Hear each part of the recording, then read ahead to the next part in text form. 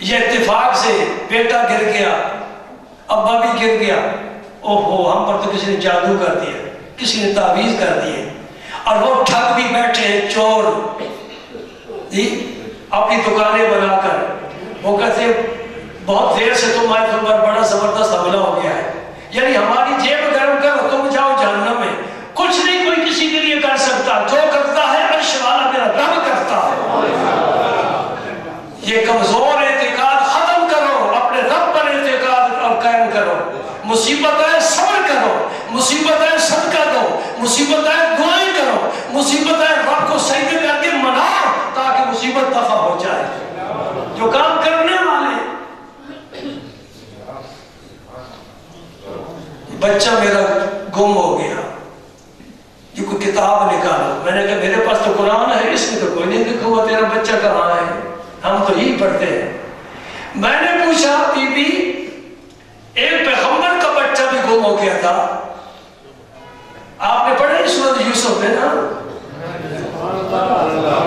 ایک پیغمبر کا بیٹا گم ہو گیا تھا، اور بیٹا بھی ایسا سارے زمانے کا حسن اکٹھا کرو یوسف کے قلموں میں، ایسا حسین و جمیل، جس کے قصے کو رب احسن القصص فرمائے، جس کے قصے کو رب خوبصورت ترین قصہ کہے، جسے دیکھ کر مصر کی عورتیں انگلیاں کاٹ دیں، جس کے متعلق میرا نبی فرمائے کہ یوسف کو حسن کا حصہ ملا ہے، سارا حسن مجھے ملا ہے، سبحان اللہ۔ اس نے یوسف پہ کٹی، مصر میں انگشت زنا، سر کٹاتے ہیں تیرے نام پہ مردان عرب، سبحان اللہ۔ وہ یوسف گود سے بھائی لے گئے، کنویں میں ڈال دیا، مصر چلا گیا، بک گیا، جیل میں چلا گیا، تخت پر پہنچا، 80 سال گزر گئے، والد گرامی کی آنسو بہہ بہہ کر آنکھیں سفید ہو گئی، وَابْيَضَّتْ عَيْنَاهُ مِنَ الْحُزْنِ، اب وَابْيَضَّتْ عَيْنَاهُ مِنَ الْحُزْنِ، غم کی وجہ سے یعقوب علیہ السلام کی آنکھیں سفید ہو گئیں، لیکن پھر بھی فرماتے ہیں لا تیأسوا، مایوس نہ ہونا، مایوس نہ ہونا، ایک دن آئے گا کہ یوسف میرے سامنے، میں یوسف کے سامنے ہوں۔ سبحان اللہ، سبحان اللہ۔ میں نے پوچھا یوسف جیسا بیٹا گم ہو گیا تھا پیغمبر کا، پیغمبر نے پھر کیا کیا؟ کسی تعویذ والے کے پاس گیا، کسی جادو کاہن کے پاس گیا، گھر والوں کو برا بھلا کہا، کھانا پینا چھوڑ دیا، برتن توڑنے شروع کر دیے، اس کو ڈنڈا مار، اس کو ڈنڈا مار، نہیں، کیا کیا؟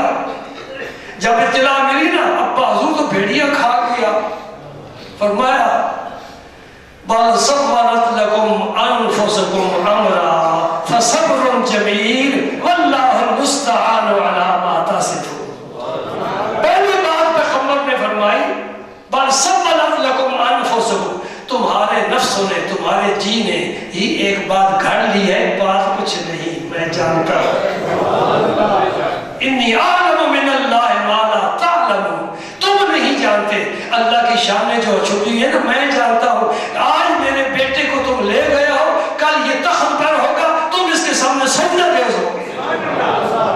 یہ سارے علم اللہ نے اپنے پیغمبر کو عطا فرمائے ہیں، تبھی اذهبوا، جاؤ جاؤ یوسف کو جا کر تلاش کرو، سبحان اللہ۔ تو میں یہی عرض کر رہا ہوں کہ مصیبت آ جائے تو صبر کرے، برداشت کرے، اللہ کے رجوع کرے۔ مولا کریم ہماری دستگیری فرما، وہ سب مشکلیں آسان کرنے والا ہے، ہر ایک کی دستگیری کرنے والا ہے، گرفتوں کو تھامنے والا ہے، ہر ایک کی فریاد سننے والا ہے۔ کہتے تو ہاتھ اٹھا کر دیکھ تو صحیح، تیرے ہاتھ میں خیرات آتی ہے کہ نہیں آتی؟ سبحان اللہ۔ ہاں جی، حضرت عبداللہ پیدا ہوئے تو اس لیے صحابہ خوش ہوئے کہ یہ بے وقوف یہودی تو کہتے تھے کہ ہم نے جادو کر دیا ہے، کوئی بچہ نہیں پیدا ہوگا، رب نے ایسا بچہ دے دیا ہے۔ اتنے بہادر تھے، اتنے بہادر کہ یزیدی فوج کی منجنی کے پتھر کعبے پر برسا رہی تھی، اور یہ کعبے کے سین میں کھڑے ہو کر بڑے سکون سے نمازیں پڑھ رہے تھے۔ بڑے بہادر تھے، بڑے دلیر تھے، بڑے فضائل ان کے، بہت فضائل ہیں۔ تو حضرت اسماء کبھی تعارف ہو گیا نا، یاد رکھیں جہاں صالحین کا ذکر ہوتا ہے اللہ کی رحمت برستی ہے جی.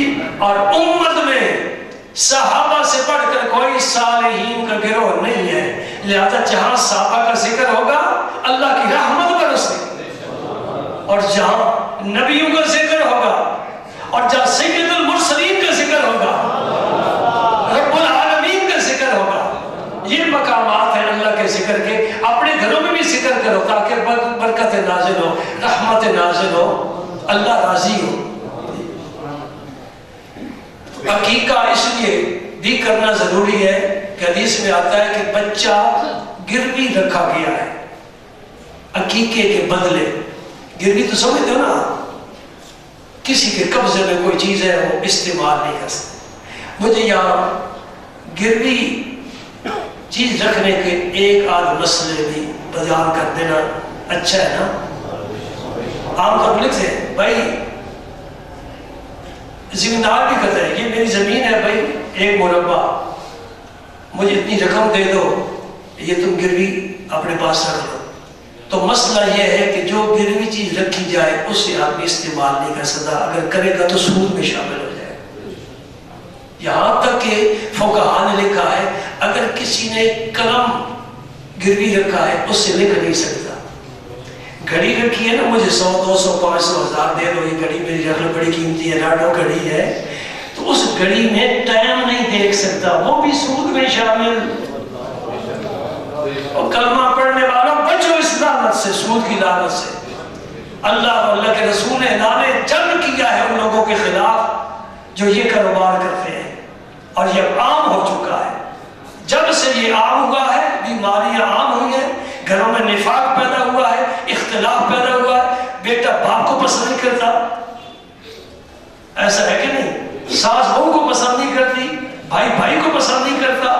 کل ایک رو رہا تھا کہ میرا بھائی باہر رہتا ہے، کہتا ہے میں جب آؤں گا میں تجھے مار ڈالوں گا، یہ سارا کچھ میرا ہی ہے. یہ نفاق کیوں ہے؟ اختلافات کیوں ہے؟ کون ہے جو ساتھ اپنے یہ جائیدادیں لے کر جاتا ہے؟ دکان ہو، کاروبار ہو، زمین ہو، مکان ہو، کوئی بھی ساتھ شے نہیں جاتی، اللہ کا ذکر ہی ساتھ جاتا ہے. اور کہ بچہ گروی رکھا ہوا ہے، کیا مطلب؟ ایک حدیث پاک میں آتا ہے جب نو مولود بچہ ہو یا بچی ہو فوت ہو جائے تو قیامت کے دن وہ معصوم بچہ، وہ معصوم بچی اپنے ماں باپ کی شفاعت کرے گی. لیکن اگر اس بچے کا عقیقہ نہیں کیا گیا تو پھر شفاعت نہیں کرے گی. یہ ہے گروی رکھنے کا مطلب، ریز رکھ دیا ہے. اس لیے اس بچے کا ضرور عقیقہ کرنا چاہیے، شکرانہ بھی ادا ہو جائے. اور بلکہ ایک حدیث میں تو آتا ہے کہ وہ بچہ عرش کا پایا پکڑ کر رب سے جھگڑے گا کہ اللہ میں اپنے والدین کو بخشوانا چاہتا ہوں. میرا رب کہے گا انہیں پکڑ کر تو جنت میں لے جا، تنہیں اجازت ہے، لے جائیں کو جنت.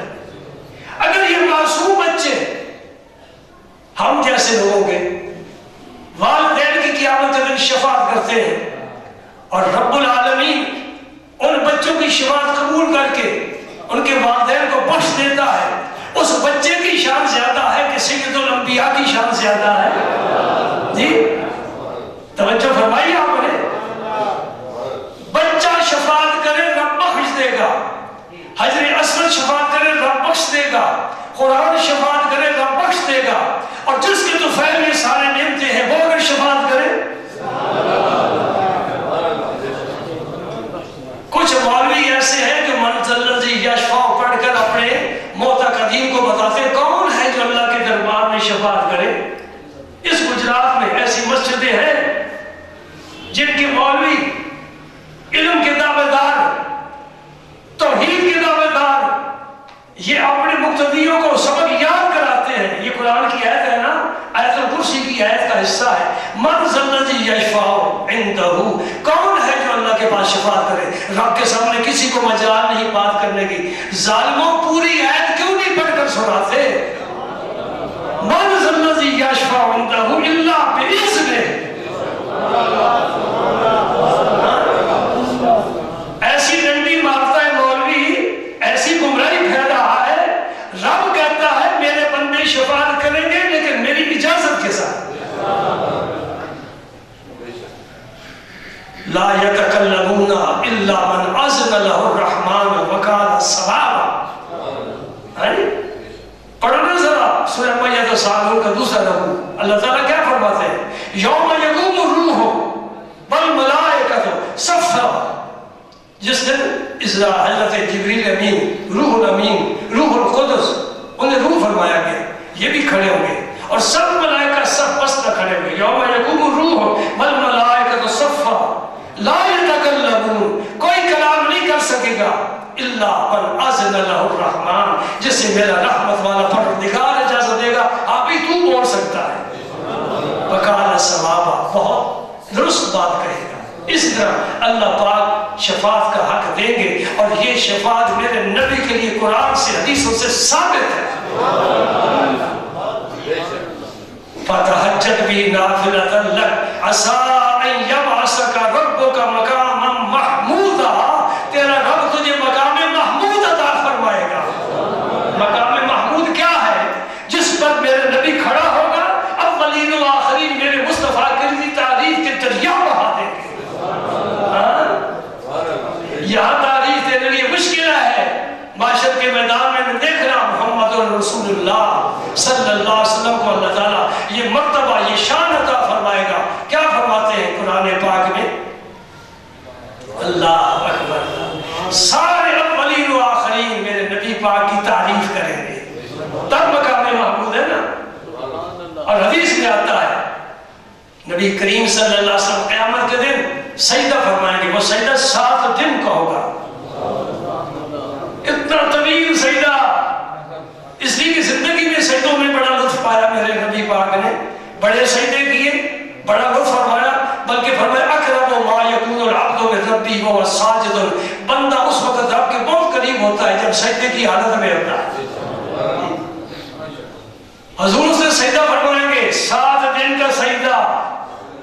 میرا رب فرمائے گا ارفع راسک یا محمد صلی اللہ علیہ وسلم. پیارے اب سر پاک اٹھائیے. ارفع راسک، سر مبارک اٹھائیے.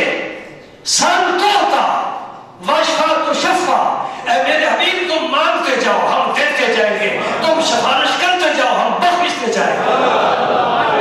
نہیں پوچھیں گے کس کی سفارش کر رہے ہو، یہ جانے کے قابل بھی ہے کہ نہیں. لاؤ بھی ذرا نامہ اعمال تو دیکھیں، دفتر کھولو تو صحیح. نہیں، جب میرا رسول شفاعت کرے گا بڑے بڑے مجرموں کو بخش دیا جائے گا. نیک بخشے جائیں گے اپنے اعمال کی وجہ سے، گناہگار بخشے جائیں گے مصطفیٰ کی شفاعت کی وجہ سے. میرا نبی اکیلا جنت میں نہیں جائے گا، اپنی ساری امت کو لے کر جائے گا. انشاءاللہ دیکھ لینا یہ فقیر بھی اس دن حاضر ہوگا، تم بھی موجود ہوگے. مجھے بتانا کہ آج میرے نبی کی شفاعت کا دربار لگا ہے، کھلا ہے. آؤ بھائی، جو بھی مصطفیٰ کے دامن سے وابستہ ہو جائے گا جنت کے 8 دروازے کھولے.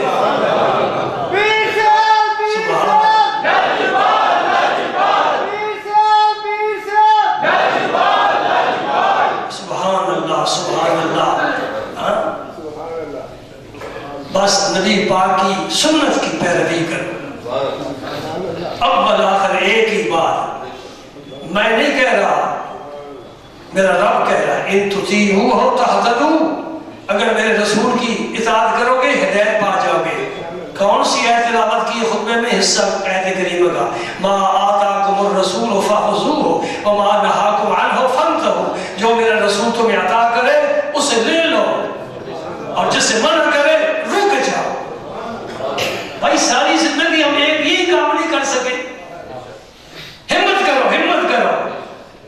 یہ نفس شیطان دھوکہ دے رہا ہے، فریب دے رہا ہے، ہمارے راستے میں رکاوٹ بن رہا ہے. رسول اللہ کی جو ادا بھی تجھے پیاری لگے. علامہ اقبال کیا کہتے ہیں؟